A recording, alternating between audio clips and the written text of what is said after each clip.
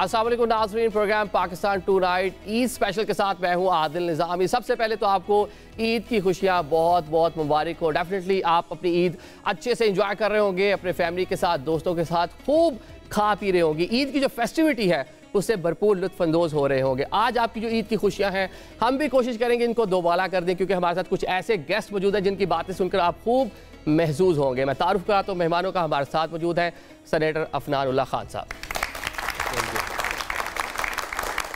बहुत शुक्रिया अफनान भाई, आपको बहुत बहुत ईद मुबारक। हमारी दूसरी जो आज की गेस्ट हैं वो है आसमा इकबाल साहिबा, सीनियर एंकर पर्सन है।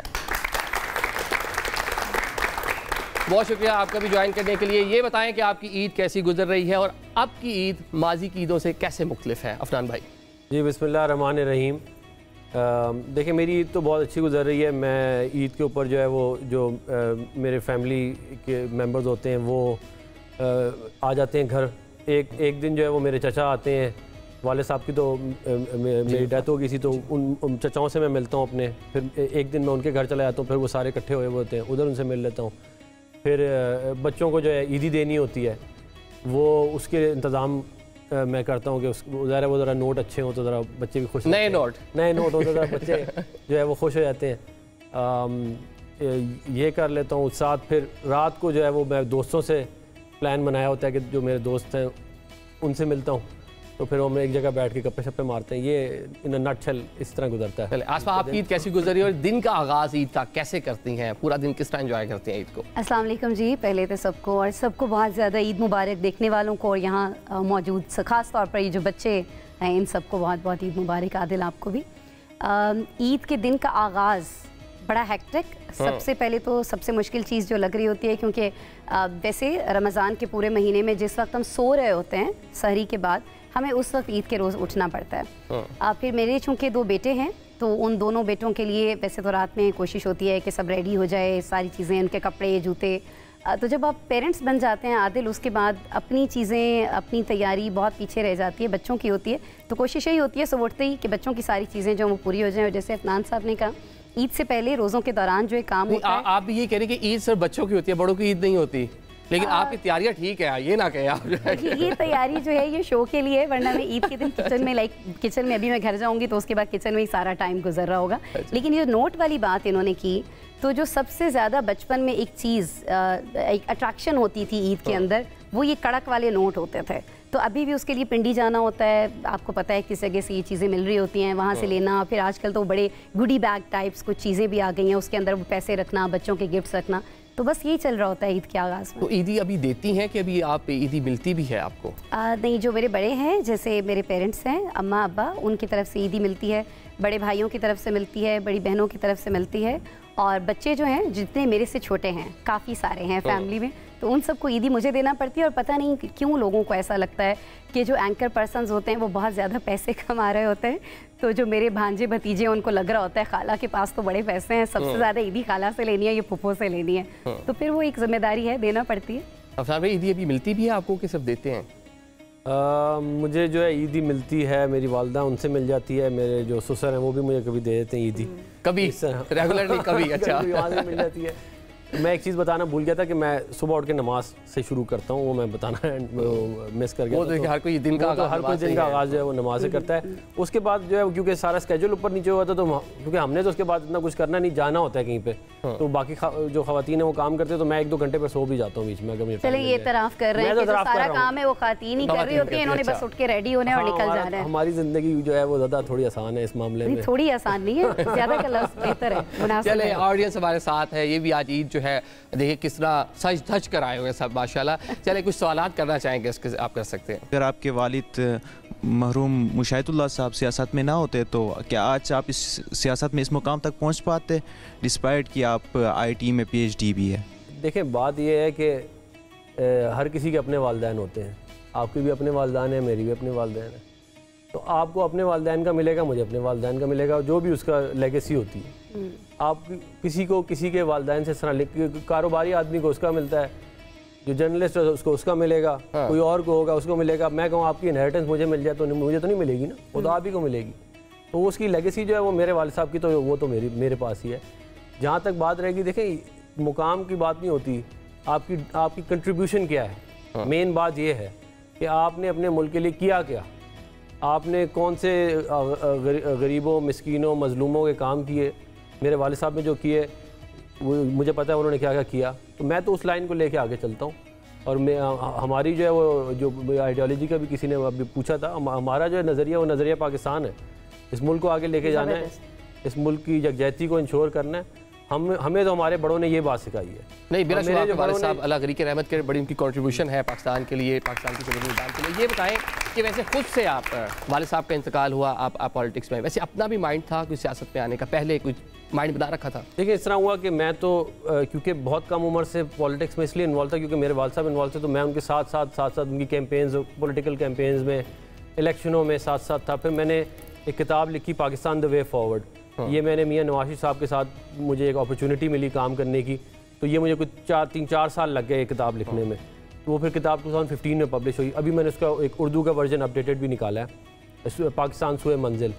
तो उससे मेरी जो है ना वो मेरे वालिद साहब की वजह से और जो मुझे इन्वायरमेंट, उसकी वजह से मुझे बहुत मेरी ट्रेनिंग शुरू में ही अर्ली हो गई थी। तो मैं इसलिए बहुत अर्ली पॉलिटिक्स में, प्रैक्टिकल पॉलिटिक्स में इन्वॉल्व था। लेकिन फिर ऑफ कोर्स जब मेरे वालिद साहब नहीं रहे तो फिर ज़्यादा आपके लिए फिर वो you get more involve in it. चलें कुछ और मज़ीद कोई क्वेश्चन करना चाहे तो जी। I have a question for ma'am Asma that जो यूथ है जो जर्नलिज्म परस्यू करना चाहती है एज अ करियर, उनके लिए आपकी क्या एडवाइस है? Like you know in global freedom of speech index Pakistan की रेटिंग वर्स्ट से वर्स्ट होती जा रही है और आप सच नहीं बोल सकते, आपको थ्रेटन किया जाता है, अबडक्ट किया जाता है। And other than that, as a female, how you balance your personal life and your working life on such type of occasions as Eid? अच्छा, इसमें आपने 2 सवाल पूछे। आपका सवाल बहुत अच्छा है और बहुत ज़रूरी भी है। पहले मेरे ख्याल में जो दूसरा आपके सवाल का हिस्सा है उसका जवाब दे देते हैं। एक वर्किंग वुमेन होने के नाते और फिर एक सिंगल मदर होने के नाते मेरे लिए बहुत सारी चीज़ें कभी कभी बहुत डिफ़िकल्ट हो जाती हैं, लेकिन ज़ाहिर है कि आपको सब मैनेज करना पड़ता है और वक्त के साथ साथ फिर आपको मैनेज करना आ जाता है चीज़ों को। आपके टाइमिंग्स क्या हैं ऑफिस आने के, उस लिहाज से आप अपने घर को देख रहे होते हैं। घर में आपके कहाँ कब ज़रूरत है उस लिहाज से कभी ना कभी ऑफिस में भी कुछ रिक्वेस्ट कर लेते हैं। ऑफिस के लोग अच्छे हैं, मैनेजमेंट अच्छी है, बॉसेस अच्छे हैं तो सुन लेते हैं, कोई ना कोई रियायत मिल जाती है। ख़ातून होने के नाते मैं आपको एक बात बताऊँ कि हमारे यहाँ बड़ी सारी गलतफहमियाँ पाई जाती हैं कि शायद बहुत सारी जगहों पर ये कहा जाता है कि ख़वातीन का इस्तेहसाल होता है एक खातून होने के नाते, एक फ़ीमेल होने के नाते। लेकिन मैं आपको बताऊं कि पाकिस्तान में बहुत सारी जगहों पर आपको बहुत सारा एहतराम, बहुत सारी इज़्ज़त और बहुत सारी अपॉर्चुनिटीज़ सिर्फ़ इसलिए मर्द के मुकाबले में ज़्यादा मिल जाती हैं कि आप एक औरत हैं।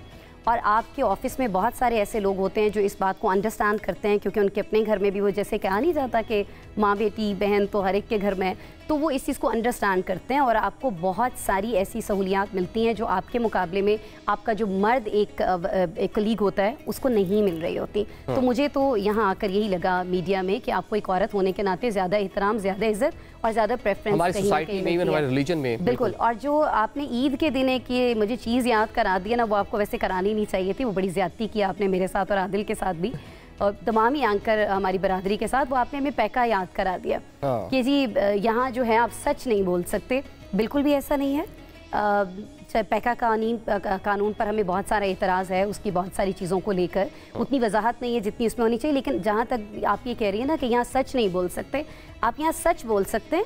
आप अभी जो हमें सख्ती दिखाई देती है वो ये कि आप झूठ नहीं फैला सकते हैं उस तरह से जिस तरह बहुत सारे लोग इस वक्त फैलाते हैं, हमें दिखाई देते हैं। और वो झूठ जो है वो अनारकी का बाइस बनता है, शरपसंदी का बाइस बनता है, इंतहा पसंदी का बाइस बनता है। तो मैं ख्याल से वो तो कोई बुरी बात नहीं है। वो एजेंडा जो जर्नलिज्म है वो अब थोड़ा मुश्किल हो गया और सच बात करें तो मेरा नहीं ख्याल कि वो मुश्किल है। अच्छा, आपने ये बताया कि बचपन में जिस तरह ईद होती थी, एक फेस्टिविटी होती थी, डिफरेंट मार्केट्स लगती थी, बाजार लगते, कार्ड्स लगते थे, तरह तरह के खाने होते थे। अब वो सारी चीज़ें नहीं रही, वो चीज़ें मिस करते हैं ईद पर आप?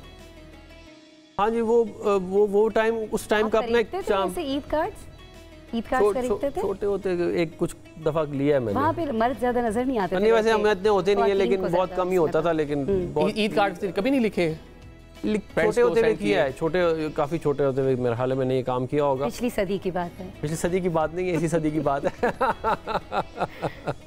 आपकी और मेरी उम्र में ज्यादा फर्क नहीं है। ये तो आप कह रहे हैं। तो क्या सवाल था? अच्छा अच्छा, वैसे ख्वातीन घबराती हैं उम्र के मामले में? नहीं, मैं तो बता दूं, मैं तो अपना उम्र बताया तो मैं तो 8 मार्च 1982। ख़वातीन से मेरे ख्याल में सभी को पता है कि उम्र नहीं पूछते। आप वेल लेफ्ट कर रही हैं, खुद ही बता रही हैं कि आपसे ना पूछें। सबको पता है। अच्छा आसमा, ये बताएं कि ईद कार्ड्स हम लोग लिखते थे, बड़े मज़े की उसके अंदर शेर व शायरी होती थी। पहले तो इन बच्चों से पूछता है कि इन्होंने आपने लिखे हैं कभी वैसे ईद कार्ड्स अपने फ्रेंड्स को भेजे? कोई वो शेर जो बीच में लिखते थे बड़े मज़े के, कुछ अगर आप लोग सुनाना चाहें, पूछना चाहें। जो उन्होंने कार्ड्स लिखे ही नहीं हैं तो उन्हें शेर कहाँ याद नहीं लिखे कार्ड्स, सारे व्हाट्सएप मैसेजेस वाले। आदिल, एक बड़ा ही घिसा पिटा सा शेर होता था, शायद अफनान साहब के भी इल्म में हो। डब्बे में डब्बा, डब्बे में केक। और जब हम टीचर को लिखते थे ना, वो टीचर जो सबसे ज्यादा डांटती थी ना पढ़ाई के मामले में, सबसे बड़ा कार्ड हम उनके लिए खरीदते थे, सबसे महंगे वाला तब भी था। तो उसपे हम लिखते थे डब्बे में डब्बा, डब्बे में केक, हमारी मैडम लाखों में एक। तो ये सबसे घिसा पिटा हमारा शेर था। उसे हम बल्कि एक और होता था, वो फ्रेंड्स के लिए होता है, डब्बे में डब्बा, डब्बे में आटा, मेरे फ्रेंड को चूहे ने काटा, समथिंग इस तरह। हाँ, टीचर को तो ये नहीं लिख सकते, हालांकि ख्वाहिश बड़ी होती थी कुछ टीचर को काट दे, लेकिन अच्छा कुछ क्वेश्चन करना चाहें जी? मेरा सासी क्वेश्चन है कि आपकी मुरव्वत साहब से लड़ाई हुई थी, तो उसके बारे में मेरा ये क्वेश्चन है कि क्या हमें सियासत में इतना आगे जाना चाहिए? क्योंकि अभी तो जिसके लिए उन्होंने लड़ाई की थी पीटीआई ने, वो उन्हें तो पीटीआई ने छोड़ दिया है। तो आप इस बारे में क्या कहना चाहते हैं कि क्या हमें पर्सनल होना चाहिए या नहीं होना चाहिए? मुरव्वत साहब से मुरव्वत बहाल हो गई है कि नहीं हुई, ये बताया। वो तो मेरी बहाल हो गई है। अच्छा, लेकिन आपका सवाल बहुत अच्छा है। देखें, बात ये है कि सियासत का जो ऑब्जेक्टिव है वो है ही ये कि आप बातचीत से मसाइल अपने रिजॉल्व करें, वरना तो सियासत को अगर आप निकालेंगे तो हमेशा अस्करियत ही उसकी जगह लेती है। तो सियासत तो होती ही इसलिए ताकि हम एक दूसरे के साथ बैठे, दलील से बात करें, और जिसकी दलील मजबूत है उसकी बात मानी जाए।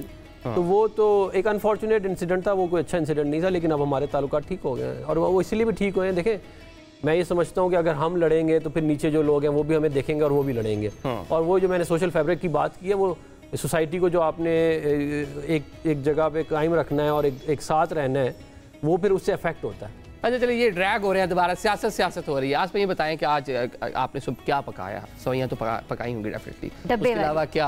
डब्बे वाली वो शीर खुरमा इजी हो गई है, बस बनाए और वो इजी है, क्या जरूरत है? देखिए, अभी जैसे बहुत सारे लोग मुझे कहते हैं कि जी नहीं वो वाली सवैयां, ये सवैयां हाथ की चीज़ का एक अपना। तो मेरा उनसे ये सवाल है, तो देखें पहले मोबाइल फ़ोन था हमारे पास, बटन वाला हम इस्तेमाल करते थे, गाड़ी होती थी, मैनुअल गाड़ी होती थी। अब चीज़ें जो है एडवांस्ड हो गई हैं, तो जब सारी चीज़ें अब मोबाइल की, वो दूसरे बटन वाले मोबाइल की जगह हम टच फ़ोन यूज़ कर रहे हैं, एक मैनुअल गाड़ी की जगह ऑटोमेटिक कार इस्तेमाल कर रहे हैं, तो फिर आम सवैयों की जगह डब्बे वाली सवैयां क्यों नहीं बना सकते? बड़े अच्छे से जस्टिफाई किया उन्होंने अपनी आसानी को। अच्छा, उसके अलावा क्या अच्छा बना लेती हैं? अब मैं वो लफ्ज़ कहना नहीं चाह रही, बे से बनता है। बड़ा अच्छा बना लेती हूँ। कभी कोशिश करूँ तो बना लेती हूँ। इनके शौहर से पूछिएगा कि क्या बनाती है। लेकिन ये है कि मैं वैसे पुलाव अच्छा बना लेती हूँ। मेरे ख्याल में इसके बाद हम चलते हैं, ईद शो खत्म होता है तो मेरी तरफ ही चलते हैं, मेरे घर चलते हैं। अच्छा, खाना बनाते हैं किचन में, मिलके देख लेते हैं मिलकर कितनी एक सलाहियत रखते हैं। कार्ड इन्होंने नहीं खरीदे हुए। मैं अपनी सलाहियत आपको बताता हूँ। मैं एक बड़ा इंटरेस्टिंग वाक़या आपको सुनाता हूँ। मैं जब जा रहा था बाहर पढ़ने के लिए, तो मेरी वालदा ने मुझे कहा कि बेटे तुम इस तरह करो, कुछ सीख लो खाना वगैरह। वहाँ पे तो यहाँ पे तो तुम्हें गर्म रोटी मिल जाती है, और चीज़ हमें जो आपको पता है घरों में जो होता है, जिस तरह मुस्लिम कंट्री जा रहे थे क्योंकि नहीं, मैं बरतानिया जा रहा था, बरतानिया यूनाइटेड किंगडम जा रहा था, यूनिवर्सिटी कॉलेज लंदन पढ़ने के लिए। तो मैंने उस वक्त जो है ज़रा मैंने कहा कि नहीं अम्मी जान, मैं तो जो है वो आप फिक्र ही ना करें, मैं तो ये भी करूँगा, मैं तो ये भी कर। खाना बनाना कौन सा मुश्किल काम है, ये भी कोई काम है, तो बड़ा आसान काम है। उन्होंने मुझे कहा नहीं तुम वो नॉन स्टिक, मुझे आज तक याद है वो नॉन स्टिक एक वो पैन ला के उन्होंने मुझे कहा तुम बनाओ। फिर मैंने बनाया तो ज़ाहिर अम्मी साथ खड़ी थी तो ठीक ही बना। तो मैं फिर चला गया बाहर, फिर बाहर गया तो शुरू में कुछ दिन तो इधर उधर मैंने खा लिया, वो ज़ाहिर हलाल खाना था, और साथ वो जो टोमेटो एंड चीज़ पिज़्ज़ा मिलता था बना, वही खा के दिल भर गया एंड। अच्छा। तो मैंने कहा कुछ बनाना पड़ेगा, तो वो मुझे आज तक याद है, मैंने सोचा कि मैं चिकन कढ़ाई बनाऊँगा। अच्छा। तो वो मैं चिकन कढ़ाई जब मैंने बनानी शुरू करी, तो वो उसमें हर दफ़ा ना कोई चीज़, कभी कुछ ज़्यादा हो जाए, कभी नमक ज़्यादा हो जाए, कभी कुछ ज़्यादा, कभी वो उसकी शक्ल ठीक नहीं हो रही। एंड में मैंने डब्बा था उसको पढ़ के ना मैं उसको किए जा रहा, तो एंड मैंने हल्दी ज़्यादा डाल दी। वो मैंने हल्दी वो मुझे उसमें उस जितनी लिखी थी सज़ा डाल दी। मुझे आज तक याद है, मैंने मुँह में डाला तो मुझसे खाया ना जाए। मैंने अम्मी को कॉल किया, अम्मी ने कहा इसका अब कुछ नहीं हो सकता। बहुत ज़्यादा तुमने खराब कर दिया है कि आपको लगा कि खाना बनाना जो है वो बड़ा आसान है। यही प्याज काटते हुए आपकी क्या वो बहुत मेरे आंसू निकले, लेकिन मुझे उस दिन ये एहसास हुआ। देखें, हमारा जहन है, इंजीनियरिंग जो माइंड होता है ना वो ज़रा चलता डिफरेंट तरीके से, और जो आर्टिस्टिक माइंड है ना वो डिफरेंट तरीके से चलता है। खाना बनाना इज़ एन आर्ट, ये इंजीनियरिंग नहीं है कि आप ये आर्ट आ गई है कि वो एक्सपीरियंस उसके बाद मैंने ट्राई नहीं किया। नहीं, मुझे चनों का पुलाव बना लेता हूँ मैं। अच्छा। और चने उबाल के डालते हैं ना, ये वो बने हुए चने वो वाले नहीं कि मैं वो चने जो वो डब्बे उधर तो डब्बा मिलता था ना, उसमें चने होते थे और टमाटर मिलता था, उसमें भी वो टमाटर का भी कैन मिल जाता था। तो वो इतना आसान है कि चीजें तो वहाँ बनी बनाई है ना, जैसे हमें अदरक लहसुन कूटना पीसना बड़ा मुश्किल लगता है, तो वहाँ तो पेस्ट भी अभी तो वैसे यहाँ भी मिल जाता है, तो मिल जाता है। तो ये वो बन जाता था। फिर एक चीज़ मैंने और ये पराठा मेरे से नहीं बना, रोटी मुझसे नहीं, मैंने बड़ी कोशिश की, पराठा नहीं बना की जरूरत, वो हर दफ़ा नक्शा बन जाता था कि ये क्या बन रहा है, ये गोल ही नहीं होता था, वो कभी कुछ कभी कुछ। फिर मैंने जो एक तो ये चनों का पुलाव मेरे लिए बड़ा इजी था, दूसरा फिर मैं दाल चावल इज़ वेरी इजी।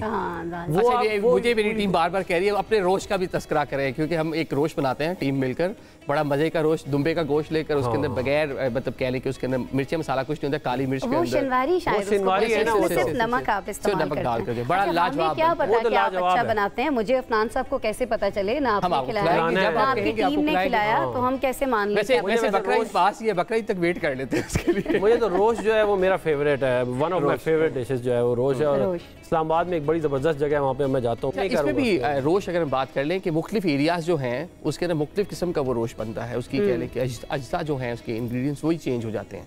मेरा ख्याल है इसमें गोश्त का, या बताएं? नहीं बताइए। इसमें मेरा ख्याल है जो गोश्त की सोर्सिंग है ना वो बड़ी इंपॉर्टेंट है, क्योंकि वो जो अगर दुम्बा ठीक नहीं है ना तो फिर वो आगे आप जो मर्जी करें वो खराब ही होगा। दुम्बे की सोर्सिंग ठीक करनी है आपने। अच्छा, अभी कैसे पहचाने दुम्बा ठीक है कि नहीं है? वो नहीं, इसका एक टर्किश इसका एक नाम होता है दुम्बे का, क्योंकि देखिए ये जो मैंने इसके ऊपर, क्योंकि मुझे बड़ा पसंद है ये, तो मैंने उस जो जिसके पास मैं जाता हूँ ना उससे मेरी काफ़ी गप लगती है, तो कहता है ये क्योंकि ये पहाड़ों पे इसको जो जड़ी बूटियाँ खाता है वो सारा इसका गोश्त इसलिए इतना मज़े का होता है। जैसे चिकन का है कि एक जो फार्म का चिकन है उसका जायका और है, जो देसी चिकन है उसका पकाना भी और है, उसमें टाइम भी ज़्यादा लगता है। लेकिन मैंने तो सिर्फ ये सुना था, ये बच्चे शायद मेरी तस्दीक कर सकें कि बंदा जो है वो ठीक या ख़राब होता है, ये तो कह रहे हैं दुम्बा भी ठीक और ख़राब होता है। दुम्बा तो बड़ा इंपॉर्टेंट है। चलिए इनसे भी पूछते हैं, आप में से ख़वातीन भी बैठी हैं हमारे साथ और बॉयज़ भी हैं, आपने कभी कोई चीज़ ट्राई की हो, घर में पकाया हो, कोई किसी चीज़ में एक्सपर्ट हो?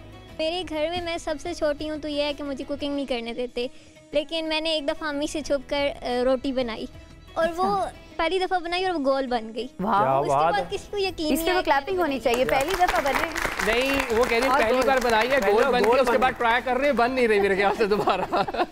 नहीं, दूसरी दफ़ा कोई विटनेस है कि गोल बन गई थी? विटनेस है, मैंने मतलब मुझे आती है, बनाती हूँ तो गोल बन जाती है।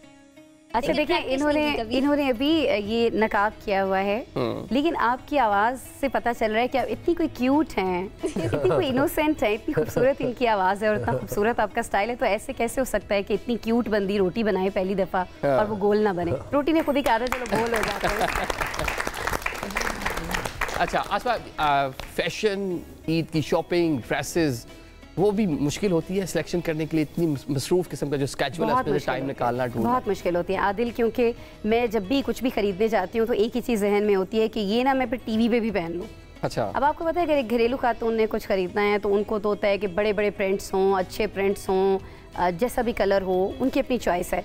हमें देखना पड़ता है कि अगर मैं ये चीज़ ख़रीद रही हूँ तो ये मैं फैमिली में भी पहन लूँ और ये मैं टीवी पे भी पहन लूँ, तो वो थोड़ा सा फिर चूज़ करना चीज़ों का मुश्किल हो जाता है। लेकिन शॉपिंग हमेशा से मुझे एक फ़न लगता है, और लाइक जब मैं बहुत ज़्यादा डिप्रेशन में होती हूँ तब मैं बहुत ज़्यादा शॉपिंग करती हूँ। जब मैं आपको मॉल में नज़र आऊँ ना तो समझ जाएं कि मैं डिप्रेशन में थी और मैं घर से निकली हूँ शॉपिंग के लिए। वैसे प्रेफर क्या करती हैं? ऑनलाइन आजकल डिफरेंट ऐप्स हैं, घर बैठकर ये रिटेल थेरेपी, बिल्कुल ऑनलाइन शॉपिंग की जाकर फिजिकली खुद देखती हैं, जाकर खुद से कलर्स वगैरह मैच। अच्छा नहीं, मेरा बहुत बुरा एक्सपीरियंस रहा है ऑनलाइन शॉपिंग को लेकर। जब आप मुल्क से बाहर जाते हैं, जैसे भी मैं चाइना गई हुई थी कुछ अर्सा पहले, तो वहाँ जब आप कुछ खरीदते हैं तो बहू वैसी चीज़ आती है जैसे आप ऑर्डर करते हैं, सिर्फ चाइना नहीं बाकी ममालिक के अंदर भी। लेकिन पाकिस्तान में आई डोंट नो कब हम लोग सुधरेंगे इस चीज़ को लेकर। बहुत सारी चीज़ों में हम खुद भी ऐसे ही हैं कि हम दिखाते कुछ हैं और होते कुछ और हैं। तो जिस दिन मेरे ख्याल में ये चीज़ हम खत्म कर लेंगे तो बहुत सारी चीज़ें बेहतर हो जाएंगी और ऑनलाइन शॉपिंग भी बड़ी बेहतर हो जाएगी। वैसे पाकिस्तान में मेरा भी एक्सपीरियंस अच्छा नहीं है। चलें अफजान भाई, क्यों ऐसा है पाकिस्तान में? आप IT एक्सपर्ट भी हैं, यहाँ पर चीज़ें दिखाते कुछ और हैं, तस्वीर में बड़ी ब्रांडेड चीज़ नजर आएगी, बहुत अच्छी होगी, जब घर आएंगे खोलेंगे तो पता चलेगा कि आप पारा मार्केट से जाके बड़ी सस्ती सी चीज़, पैसे ज़ाया हो गए। देखिए इसमें एक तो ये कि कंज्यूमर्स जो हैं उनको ये देखना चाहिए कि वो जहाँ से ले रहे हैं उसके रिव्यूज़ क्या हैं, ये बड़ा इंपॉर्टेंट होता है। वो भी फेक मिल जाते हैं वैसे, अब तो फेक हैं, बिल्कुल रिव्यूज़ फेक मिल जाते हैं, लेकिन आपको कोई ना कोई ऑथेंटिसिटी उसकी, जो आप बाय कर रहे हैं ना कोई चीज़, उसकी ऑथेंटिसिटी आपको कहीं ना कहीं से चेक वेरीफाई करनी चाहिए। और अगर आपको हाईली रेटेड होगा तो उसका प्रोबेबिलिटी कम होगी ख़राब होने की। अगर आप कोई नई जगह से लेंगे, ये मैं नहीं कह रहा नई जगह से ना लें, लेकिन उसका चांसेस फिर ज़्यादा होंगे इस तरह होने के। तो लेकिन दुनिया में ऑनलाइन पे ही चल रही है अब, और ये तो जो आजकल मामला ये तो बहुत बेहतर है। आज से 10 साल पहले अगर आप पूछते मुझसे तो लोग कहते थे कि जी बिल्कुल ई-कॉमर्स तो बिल्कुल है, मतलब कि ये है ही फ्रॉड, लोग तो ये कहते थे। लेकिन अब जो है वो अल्लाह का शुक्र है, नए पेमेंट सिस्टम्स आ गए हैं, रिव्यू सिस्टम आ गए हैं, बड़ी सहूलत है, खाना मंगवाने में बहुत सहूलत है, ग्रॉसरी में बड़ी सहूलत है। मेरा ख्याल है ये कुछ ऐसे आइटम्स होते हैं जिनके अंदर थोड़ा ज़्यादा प्रॉब्लम होता है, जैसे मिसाल के तौर पे कपड़े हो गए, जूतों में ज़्यादा मसला होता है। लेकिन इलेक्ट्रॉनिक्स बहुत ईजी है। इलेक्ट्रॉनिक्स अगर आपको ठीक जगह पता है और ब्रांड आपको पता है आपने क्या लेना, तो फिर तो इतना इशू नहीं है। अच्छा, ऑनलाइन में जो ब्रांड से अगर आप शॉपिंग करते हैं वो चलें फिर भी सामो ठीक है। अच्छा आप बताएं जी, आपने किस तरह शॉपिंग की अपनी ईद की, कि बस कुर्ता ऑर्डर किया, पहन लिया, नमाज पढ़ी या नहीं की? मेरे ख्याल में इनसे ये पूछना चाहिए। वैसे मर्द तो कोई भी कपड़े पहन ले, मेरा नहीं ख्याल कि कोई ज्यादा फर्क पता चलता है। मैंने तो बहुत अरसे से ईद की नहीं शॉपिंग की। मैं तो देखें हम लोग को तो जो कपड़े हो रहे होते हैं उसी पे ही कोई पहन लेते, कोई बच्चों का ज़्यादा होता है ईद का, हमारा तो इतना ज़्यादा वो उस तरह सच मैं जाके शॉपिंग करता नहीं हूँ।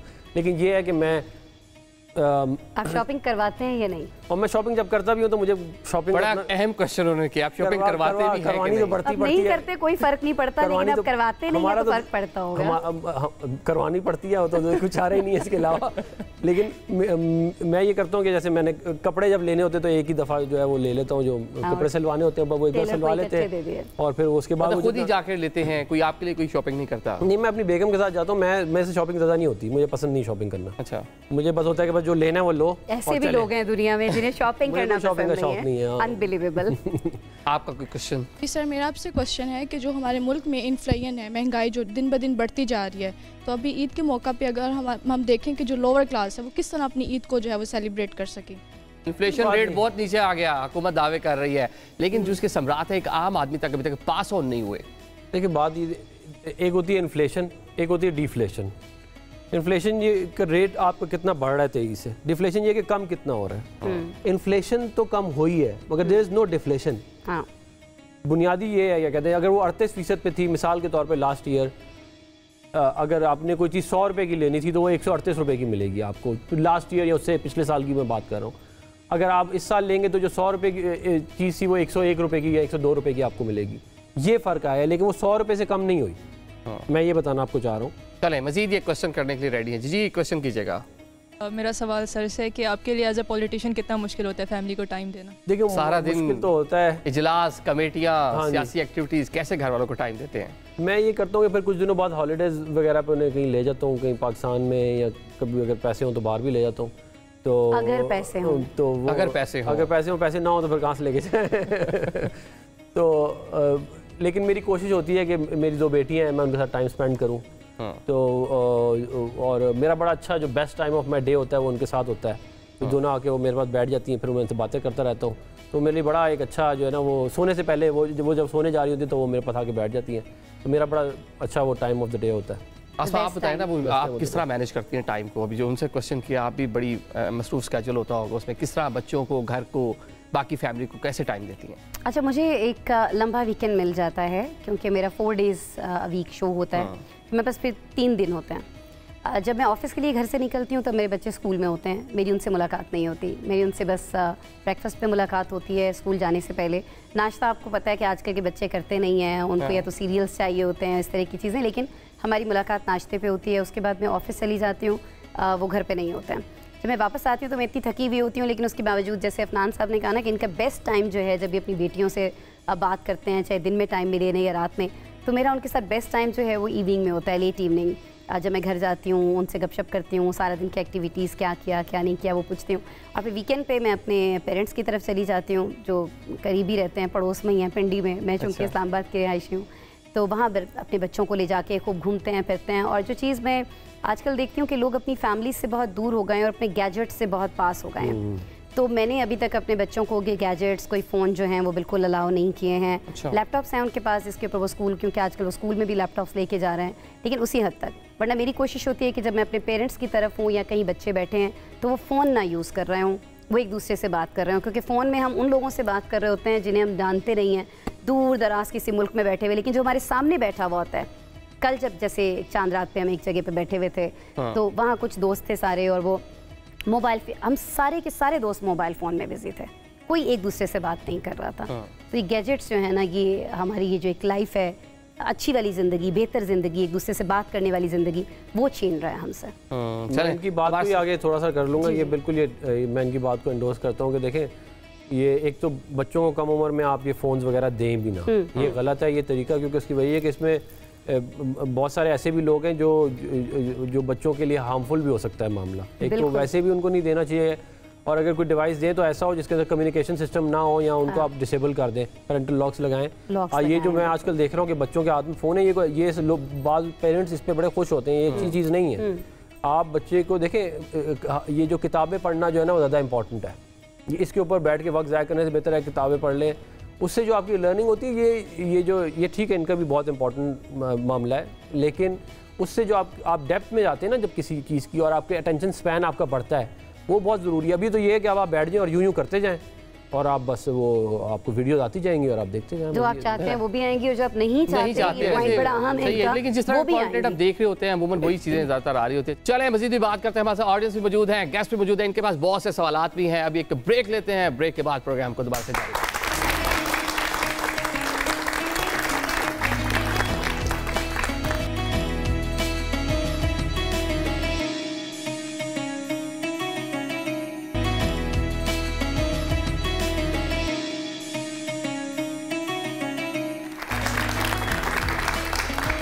Welcome back after the break. Programme के सिलसिले को आगे बढ़ाते हैं, और हमारे साथ जो ऑडियंस है मजीद भी हमारे गेस्ट से सवाल करना चाहते हैं। जी, क्या पूछेंगे? ये जो पार्टियों की सियासत है, एक दूसरे की मुखालफत की जाती है, जैसे अभी भी इमरान खान साहब जेल में, तो ये कब इसका अख्तिताम होगा, और कब हमें ये देखने को मिलेगा कि ये जो सियासी वाबस्तगियाँ हैं ये आपस में दोस्त बन के बैठेंगे, और जो चीज़ें हैं वो बेहतर तरीके से लेके चल सकेंगे? ये पाकिस्तान को इस एक मनफी रुझानात से कैसे निकाला जा सकता है? दूसरा, बहुत अच्छा आपने बेटा सवाल किया। देखिए, बात ये है कि ये देखिए, इसने जो सवाल किया वो इतना अच्छा है कि ये हमें ये वाली बात 2007 में समझ में आई कि हमने चार्टर ऑफ डेमोक्रेसी किया कि ये इस तरह मुल्क नहीं चल सकता। एक दूसरे से अगर हम लड़ते रहेंगे, और ये जो ख्वाहिश है ना कि सियासतदान आपस में लड़ रहे हों, ये ख्वाहिश ही गलत है। हमने एक दूसरे के साथ काम करना है, हम एक ही मुल्क में रहते हैं, अगर हम एक दूसरे से लड़ेंगे तो काम कैसे होगा? ये मैच्योरिटी 2007 में आ गई थी पॉलिटिकल उसमें, लेकिन उसके बाद फिर एक प्रोजेक्ट लगा, उस प्रोजेक्ट ने फिर जो कुछ किया वो सबके सामने ही है, और फिर इंतशार बहुत ज़्यादा आया। देखिए, पोलराइजेशन का एक फ़ायदा होता है, अगर मैं आपको खड़े होकर कहना शुरू कर दूंगा ना, चीखना शुरू कर दूंगा जो भी मैं आपको कह रहा हूँ, तो लोग समझेंगे जैसे पता नहीं, रेटिंग भी आ जाएगी, लोग सुनना भी शुरू कर देंगे। इस चीज़ को लोगों ने, इसके अंदर अट्रैक्शन है, बैड न्यूज़ सेल करती है, तो इसकी वजह से लोग जो है बहुत जो है उन्होंने पॉपुलैरिटी गेन कर। चलिए कुछ रैपिड फायर कुछ क्वेश्चन ईद के हवाले से कर लेते हैं। अफरान भाई, आपसे सियासत में किसको अपना उस्ताद समझते हैं? रोल मॉडल कौन है सियासत? देखिए, मेरे वालिद साहब तो हैं ही, मियां मोहम्मद नवाज शरीफ साहब। किसने सियासी ज़िंदगी का सबसे बड़ा लेसन आपको दिया? किससे सीखा लेसन पॉलिटिकल करियर का? वालिद साहब से। अच्छा, वो कौन सी एक ऐसी चीज़ है जिसके बारे में सोचें तो कभी डर जाते हो, कोई खौफ आ जाता हो, कुछ ऐसा है?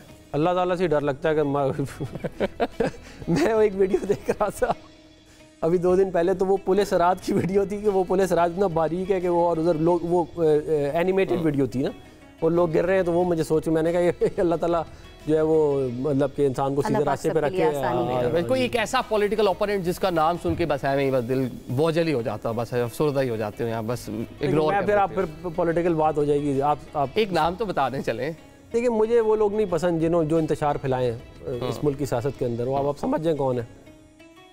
ठीक है, चलें, कुछ एक नौजवान हमारे साथ है, बड़ा अच्छा, उन्होंने पहले भी सॉन्ग बता रहे थे कि गा सकते हैं, इनसे ज़रा कुछ सुनते हैं ईद के हवाले से। जी, क्या बताऊं इन सवालों में कब से यूं फंसा हूँ, राख सारे सफ़े पर लिख रहा हूँ। फसाने में जिंदगी के मन को कैसे और कैसे बहलाऊं। टुकड़े कांच के बिखरे ज़मीन पर चलना चाहूं, पर छाया है हर कदम ये दुआ। सांस लेना सजा, वो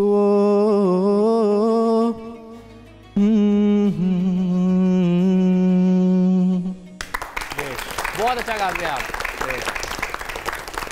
चलें जी आसमां, आपकी बारी है। मल्टीपल ऑप्शंस हैं आपके पास, कुछ सवालात हैं। कौन सी एक्ट्रेस ऐसी है स्क्रीन पर आए तो चैनल चेंज नहीं करेंगी? दुरे फिशा, उष्णा शाह या हानिया आमिर?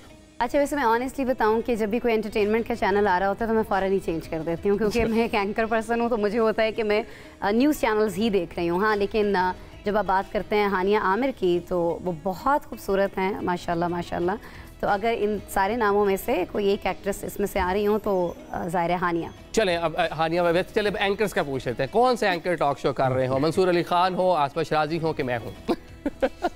क्योंकि सामने आप हैं तो फिर आप हो तो नहीं चले ठीक हो गया। अच्छा, ईद के मौके पर एक ही फ़ोन कॉल करने का ऑप्शन हो तो किस पॉलिटिशियन को फ़ोन कॉल करेंगी? नवाज शरीफ साहब को करेंगी, बिलावल को के इमरान खान को? मैं मेरे ख्याल में इमरान खान साहब को कॉल करूँगी।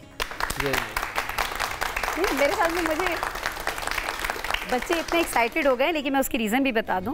मैं उनसे पूछूंगी कि वो जो 5 लाख रुपए का खाना खा जाते हैं महीने का, वो उसमें क्या क्या शामिल है, वो कैसे खा लेते हैं? मैं ये सवाल उनसे करूँगी, क्योंकि मैं खुद खाने पीने की बहुत शौकीन हूँ। हाँ, मेन्यू आता है, बिल्कुल आता है। तो मैं उनसे खाने पीने के हवाले से, फिर वो वहाँ रह के भी इतने फ्रेश कैसे हैं। तस्वीर तो खैर उनकी बाहर नहीं आ पाती है, बहुत सारे लोगों की मेहरबानी है, लेकिन मैं जानना चाहती हूँ कि वो कैसे इतने एक्टिव हैं, एक्सरसाइज कैसे कर लेते हैं। भाई हम तो वेले भी हों तो हमसे नहीं होती, वहाँ तो उनको इतने सारे अंदर बैठे हुए भी काम है, कैसे कर लेते हैं? चले आपके लिए भी एक क्वेश्चन है जनाब। ईद के मौका पर एक ही फ़ोन करती हो तो शहबाज शरीफ साहब को करेंगे, मरियम साहब को करेंगे कि मियाँ साहब को करेंगे? नवाज शरीफ साहब को। मियाँ नवाज शरीफ साहब को। क्यों करेंगे? उनको बाकी भी तो लीडरशिप है। प्राइम मिनिस्टर को फ़ोन नहीं करेंगे, मियाँ साहब को फ़ोन? मेरे लीडर मियाँ नवाज शरीफ साहब हैं और मैं ईद मुबारक का उनको मैसेज भी करूँगा। मेरा उनके साथ एक बड़ा मोहब्बत वाला ताल्लुक़ है, तो मैं उन्हीं से बात करना मुझे पसंद करूँगा। ठीक है। आसमा, किस सीएम की परफॉर्मेंस से आप ज़्यादा सेटिस्फाई हैं? मरियम नवाज, अली अमीन गंडापुर या मुराद अली शाह? उस्मान बुज़दार, इन्होंने कुछ नहीं किया। जाहिर है कि मरियम साहिबा बहुत ज़्यादा काम कर रही हैं, लेकिन I am really sorry, Eid का दिन है, मैं ये कहना नहीं चाह रही थी, लेकिन मैंने पिछले दिन एक ट्वीट भी किया था और उसमें मैंने लिखा कि बहुत सारे लोग आपको ज़िंदगी में ऐसे मिलते हैं जो आपसे, जो रोटी आपका हक होता है, अफनान साहब से बहुत माज़रत के साथ, वो आपसे छीन लेते हैं आपकी रोटी, आपका हक, और फिर उस रोटी में से आपको एक टुकड़ा उतार के आपके आगे फेंकते हैं, और फिर उसके बाद वो ये कहते हैं कि आप उनके मशकूर हों, उनका शुक्रिया भी अदा करें। तो मुझे लगता है कि बहुत सारी हुकूमतें या बहुत सारे ऐसे लोग जो तरक्याती काम कर रहे होते हैं, वो हमारा हक होता है। तो अगर कोई हमारा हक अदा कर रहा है और उसका कुछ हिस्सा अदा कर रहा है, तो मुझे नहीं लगता कि फिर उसकी इतनी पब्लिसिटी या फिर उस पर इतने शुक्राना जो है उसकी तवक्को की जानी चाहिए, लेकिन काम वो अच्छा कर रहे हैं। अच्छा, सियासी मौला जट मूवी बनानी हो, हीरो किसको लेंगे या हीरोइन किसको लेंगी? 3 नाम है मेरे पास, शहबाज गिल, फैसल वाडा या डॉक्टर फिरदौस आशिक अवान। ये बड़ी मुश्किल में आपने डाल दिया। नाम मैं कोई और लेना चाह रही हूँ, लेकिन वही जैसे मैंने आपसे कहा ना, अब आप सामने ऐड कर लें, आप एक और ऐड कर लें, कोई नहीं। मेरे ख्याल में अगर देखें, अगर फीमेल में कोई मौला जट हैं, कोई इतनी बहादुर और इतनी जिसे कहा जाए ना कि बोल्ड हैं, तो वो फिरदौस साहिब हैं। अच्छा, तो कुछ हटके करना चाहिए, तो मेरे ख्याल में मैं उन्हीं को ये किरदार दूंगी। यही क्वेश्चन आपसे है जी, मौला जट मूवी बन रही है सियासी, और किसको हीरो लेना पसंद? दोबारा रिपीट करेंगे, कौन है 3? शहबाज गिल हैं, फैसल वाडा हैं और फिरदौस आशिक अवान साहिबा हैं। अगर कॉमेडी होगी तो फिर तो शहबाज गिल को लूंगा मैं। ठीक है। अच्छा, अगर मजबूरी में, तो आप किसको लेंगे? फिर तो फिरदौस आप ही को ले लेंगे, वो तो गुस्से में भी आ जाती है। हाँ, संजीदा भी हो जाती है बात बात। ठीक है, चलें मजीद भी सवालात आपसे करेंगे, पहले एक ब्रेक ले लें।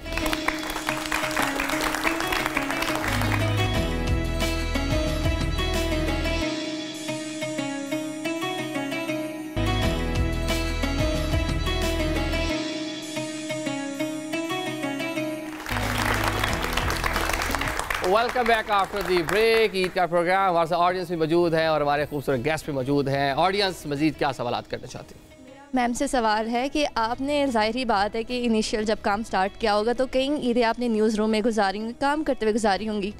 कोई ऐसा लम्हा, कोई ऐसी मेमोरी जो आप हमसे शेयर करना चाहें, बहुत एक्साइटेड वाली हो? अच्छा, उसमें फिर मोहसिन नकवी साहब का नाम आएगा। मोहसिन नकवी साहब क्योंकि एक चैनल को भी हेड कर रहे थे। मैं आपको आजकल बहुत सारी जगहों पे उनका नाम आ रहा है। चले मैं आपको 2008 की, तो ऐसा कैसे मुमकिन है कि आज हम उनका नाम डालें। 2008 की बात बता रही हूँ। एक सिटी बेस्ड न्यूज़ चैनल था, मैं वहाँ काम कर रही थी और ऐन वक्त पर जब मैं अपना टिकट वगैरह करा चुकी थी घर जाने के लिए, तो मुझे मेरे प्रोड्यूसर ने कान में कहा कि गुड न्यूज़ है, गुड न्यूज़ है। मैंने कहा क्या हुआ, क्या हुआ? आपको छुट्टी नहीं मिली, आपकी छुट्टी कैंसिल हो गई। और मैंने स्टूडियो में ही रोना शुरू कर दिया। और ऊपर से मेरे प्रोड्यूसर इतने जालिम थे, वैसे बड़े दोस्त थे, अच्छे थे, लेकिन उन्होंने बाहर से चिटकनी भी चढ़ा दी क्योंकि वो रिकॉर्डेड होती थी। तो मैंने कहा कि मैं नहीं अगली न्यूज़ रिकॉर्ड कराई, तो उन्होंने बाहर से चिटकनी लगा दी स्टूडियो को कि अभी आप घर नहीं जा सकती। तो मैंने जब रोना शुरू किया तो हमारे जो NLE थे उन्होंने वो क्लिप काटा और यूट्यूब पर चढ़ा दिया। तो वो क्लिप जो है आज भी यूट्यूब पर मौजूद है कि मैं स्टूडियो में बैठी हूँ, मैं रो रही हूँ और वो मुझे कह रहे हैं खबर रिकॉर्ड करें अगली वाली। तो मैं उनसे कह रही हूँ मैं नहीं करा। बहुत सी हमदर्दियां मिली होंगी आपको कि ईद की छुट्टी नहीं मिली आपको। ये वाकया था ईद का। जी मेरे सर से क्वेश्चन है, एक्चुअली दो क्वेश्चन है मेरे। पहला क्वेश्चन ये है कि जब भी PMLN का दौर आया, इन्होंने हमेशा इन्वेस्ट किया कंस्ट्रक्शन पे, लाइक फ्लाई ओवर्स वगैरह पे, इन सब चीज़ों पे। हमें मुल्क के हालात देखते हुए हमें छोटी इंडस्ट्रीज़ पे इन्वेस्ट नहीं करना चाहिए। और दूसरा सवाल ये है कि आपने मियाँ साहब, बड़े मियाँ साहब का भी दौर देखा और छोटे मियाँ साहब का भी दौर देखा, तो आप प्रोग्रेस वाइज किसको ज़्यादा रेट करेंगे? क्यों मुश्किल में डालना है फरहान भाई को? क्यों मुझे मुश्किल में डाल रहे हो? पहला सवाल जो है उसका जवाब ये है कि आप ठीक कह रहे हैं, स्मॉल एंड मीडियम एंटरप्राइजेज़ जो होती हैं वो किसी भी इकॉनमी में जॉब्स क्रिएट करने के लिए ज़्यादा रोल प्ले करती हैं। तो उसके लिए सिर्फ ये नहीं है कि हम इंफ्रास्ट्रक्चर के ऊपर इन्वेस्ट करते हैं, इंफ्रास्ट्रक्चर के बगैर तो बिजनेसेस चल ही नहीं सकते ना। लेकिन जो स्मॉल एंड मीडियम एंटरप्राइजेज़ को मिसाल के तौर पे एग्रीकल्चर के सेक्टर को अगर आप ले लें तो पंजाब गवर्नमेंट जो है बड़े ज़बरदस्त प्रोग्राम करती है। आपने कोई इक्विपमेंट लेना हो, सोलर लगाना हो, ड्रिप इरिगेशन लगानी हो, कोई इस तरह का काम करना हो, उसमें 70% गवर्नमेंट विल पे, 30% आपका अपना होता है। तो ये मैं आपको एक मिसाल दे रहा हूँ। इसके अलावा और बहुत से एंटरप्रेन्योर्स के लिए लोन्स हैं। ये जो डिफरेंट हमने सेंटर्स बनाए हैं जहाँ इंक्यूबेशन सेंटर्स जहाँ पे छोटी कंपनीज़ को इंक्यूबेट किया जाता है। तो ये सारे इनिशिएटिव्स हैं।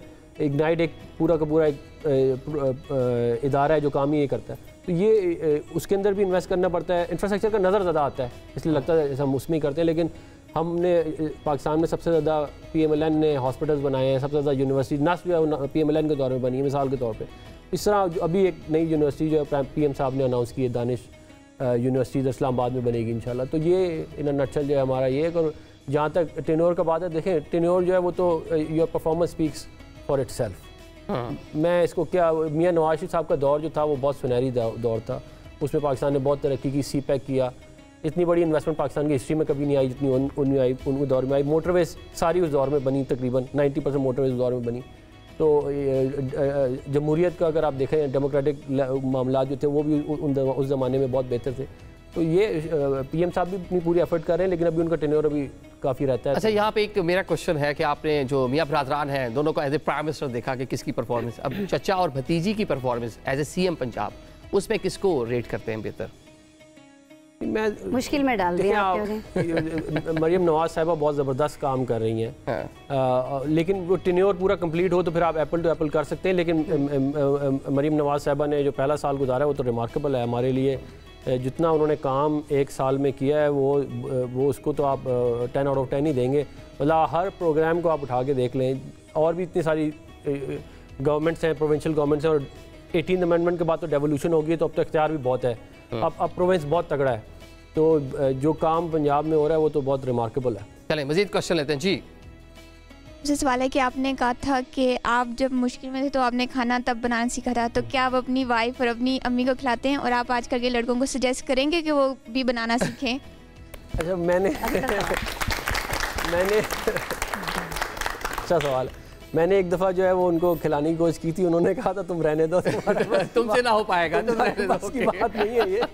तो लड़कों को मैं ज़रूर एडवाइस दूंगा कि मतलब थोड़ा बहुत आना चाहिए ताकि गुजारे लायक तो सिस्टम चल जाए ना। मतलब आपको अंडा फ्राई करना और थोड़ा बहुत मतलब ब्रेड वगैरह और कुछ ना कुछ थोड़ा एक सालन सा अगर आप एक बना लें, क्योंकि अगर माँ देखिए पाकिस्तान में बहुत अयाशी है, ये जो गरम गरम रोटी मिलती है ना, ये बड़ी अयाशी है। ये बाहर कोई इस तरह का सीन नहीं है।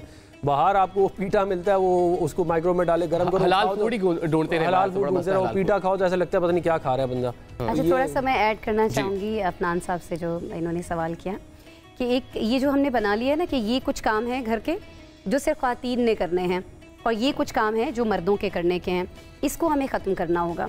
अगर हम अपनी बेटी को कुकिंग सिखा रहे हैं तो अपने बेटे को भी हमें कुकिंग सिखानी है। अगर हम अपनी बेटी को बता रहे हैं कि वॉशिंग मशीन किस तरह से लगती है तो हमें अपने बेटे को भी बताना चाहिए। अगर हम अपनी बेटी को सिखा रहे हैं कि झाड़ू ऐसे लगाना है और पोछा ऐसे लगाना है तो हम बेटे को क्यों नहीं बताते। तो ये सारी, क्योंकि अगर हमारी बेटियां बाहर ऑफिसेज में जाके काम कर सकती हैं, जो अब से चंद साल पहले तक सिर्फ ये सोचा जाता था कि मर्द जाएंगे औरतें नहीं जाएंगी, तो जब औरतें उनकी जगहों पे काम कर रही हैं तो फिर मर्द औरतों की जगह पे आके काम क्यों नहीं कर सकते। और मैं एक बार हम भी अम्मी अब्बा की परियां होती हैं, यही कहते हैं। लेकिन मैं इनकी बात को आगे लेके जाऊंगा। देखें, जब आप मिसाल के तौर मैं तकरीबन 9 साल बाहर रहा, तो पहले 3 साल तो मेरी शादी भी नहीं हुई थी, तो मुझे खुद ही सारा कुछ करना था। तो वो आपको अगर ना भी सिखाए ना वो, तो आपको सीखना पड़ जाता है और फिर आपको खुद ही समझ में आ जाता है कि हालात आपको सिखा देते हैं। जब आपको धोना पड़ता है ना, जो फ्लोर धोना सफाई करनी पड़ती है और वो सारा कुछ करना पड़ता है। मुझे याद है आज तक मेरा किचन जो था ना, वो क्योंकि मैं वो फ्राई करता था तो वो इस तरह चींटे उड़ते थे, तो अगर आप साफ ना करो तो वो चिप चिप चिप चिप करना शुरू कर देता है। तो वो ज़ाहिर है, वो जब बंदा थका हुआ काम करके आया तो उन्होंने कहा खाना खाओ चिप चिप की खैर है, बाद में देखेंगे। जी, नेक्स्ट क्वेश्चन जी। आप दोनों से ये सवाल है कि बचपन की ईद में और अब की ईद में आपको क्या फ़र्क महसूस होता है। इनका बचपन गए, चूंकि काफ़ी सदियां बीत चुकी हैं, तो पहले इनसे जवाब ले लेते हैं। मेरे तो भी रिसेंट पास्ट की बात है। नहीं, भी आपके दिन चल रहे हैं अभी। मेरा तो मैंने बता दिया मैं कब पैदा हुआ, ये तो बता भी नहीं रही, तो अल्लाह ही बेहतर जानता है। तो देखें, बचपन की जो ईद होती है वो तो बहुत अच्छी ईद होती है। वो तो देखें ना, आप सोच रहे होते हैं आपको ईद ही मिलेगी, आप अपने कज़न से मिलोगे, अपने दोस्तों से मिलोगे, तो वो बच्चे का जो जहन होता है वो तो यही उसकी दुनिया होती है कि आपने ईद, और फिर आप जो पैसे मिलेंगे उससे आपने क्या ख़रीदारी करनी है। तो वो तो बहुत ही एक वो वाली चीज़, फिर आप जब बड़े हो जाते हो तो फिर वो आपके बच्चों के लिए होता है, वो आपके लिए वो वाली चीज़ रहती नहीं है। लेकिन फिर भी ईद बड़ा एक अच्छा इवेंट होता है, आप अपने रिश्तेदारों से मिलते हो और एक अच्छा टाइम गुजरता है। आसमा, आप भी बता दें। अच्छा, मुझे इस पर एक शेर याद आ रहा है, वो ईद की मुनासबत से तो नहीं है लेकिन बचपने की मुनासबत से है कि वो बचपने की नींद तो अब ख्वाब हो गई, क्या उम्र थी कि रात हुई और सो गए। तो जैसे बचपन में ये होता था कि हमें कोई फ़िक्र नहीं होती थी, कोई सोच नहीं होती थी इस तरह की जो हमें सोने से रोक सके। तो बचपन से ज़्यादा खूबसूरत चीज़ मेरा नहीं ख्याल के कोई है। तो जिस तरह से उस वक्त हम एक उसमें थे, लाइक नो टेंशन वाला दौर था, तो ज़ाहिर है कि ईद भी वही मज़े की होती थी। फिर जैसे अफनान साहब ने कहा कि ईदी मिलना होती थी तब, अब तो ज़्यादा ईदी देना पड़ती है, लेकिन ईदी देना भी अच्छा लगता है। लेकिन बचपन की तो क्या ही बात है, उसका तो कोई मुकाबला नहीं है। और ईद होती ही बच्चों की है। अभी भी अगर आप देखें तो बच्चे ही ज़्यादा एंजॉय कर रहे होते हैं। चलें जी, इसी पर आज प्रोग्राम को ख़त्म करते हैं। लेकिन ईद की खुशियों में उन लोगों को भी शामिल करें जो डिप्राइव्ड लोग हैं, जो इस तरह से हमारी तरह, जिस तरह आप लोग घर में अच्छे से ईद सेलिब्रेट कर रहे हैं, नहीं कर पा रहे, और ऐसे लोग जो मुश्किलात में हैं, ख़ुसूसन कश्मीर के हमारे जो मुसलमान भाई हैं, इसके साथ गज़ा में जो लोग हैं, यमन में, सीरिया में जो मुसलमान हैं, अफगानिस्तान में जो मुसलमान हैं, जो इस ईद की फेस्टिविटी में उस तरह से इंजॉय नहीं कर पा रहे, उनके लिए दुआ गो हैं कि वह भी हालात बेहतर हों। आज की ईद के ख़ुसूसी प्रोग्राम से हमें इजाज़त दीजिए। अल्लाह हाफिज़।